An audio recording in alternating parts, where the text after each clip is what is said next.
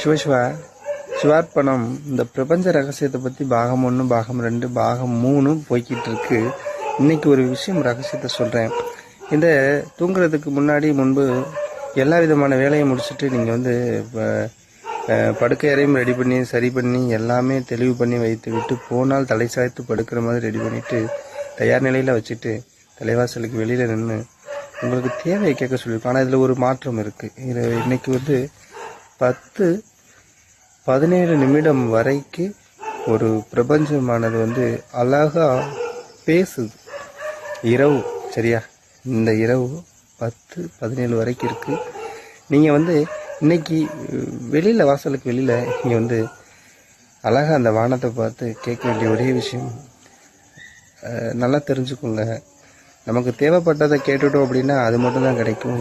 இன்றைய இந்த 10-17 இந்த நேரமானது வந்து நீங்கள் கேட்க வேண்டிய ஒரே விஷயம், நான் உங்களை எடுத்துக்க ஆசைப்படுறேன், அதற்காக நீங்கள் என்னை எடுத்துக்கோங்க பிரபஞ்சமே, பிரபஞ்ச நாயகனே அப்படிங்கிற ஒரு சில கேள்விகளை முன் வச்சுட்டு போய் அழகாக போய் படுத்துருங்க. எல்லாரும் கேட்குறீங்க எத்தனை மணிக்கு பண்ணணும். நேரமானது அந்த 9லிருந்து 9:30 மணி. இன்றைய தினம் மட்டும் 10-17 நிமிடங்கள் சரியா.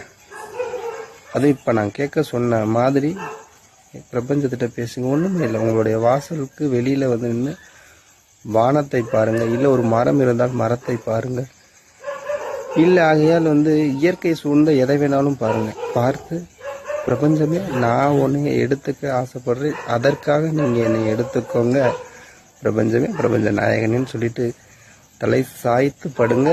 தலை வந்து ரொம்ப உயர்வாக வைத்துக்க கூடாது, படுங்க. விடியலில் வந்து உங்களுக்கு ஒரு முழிப்பானது வரும்.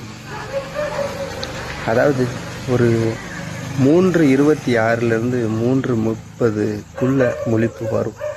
வந்தால் அந்த மாதிரி வந்தவங்க தயவு செய்து இன்பாக்ஸில் வந்து கேளுங்க. உங்களுக்கு ஒரு ரகசியம் இருக்குது சரியா. அடுத்தடுத்த நேரமானதுக்கு ஒவ்வொரு பலன் இருக்குது. முதல் இந்த 3 இப்படி கேட்டுட்டு படுங்க. 3:26லேருந்து 3:30க்குள்ளே உங்களுக்கு ஒரு விழிப்பு வரும். அந்த நேரம் என்ன செய்யலாம் அப்படிங்கிறத அப்படின்னு சொல்கிறேன். சிவசிவா திருச்சிற்றம்பலம்.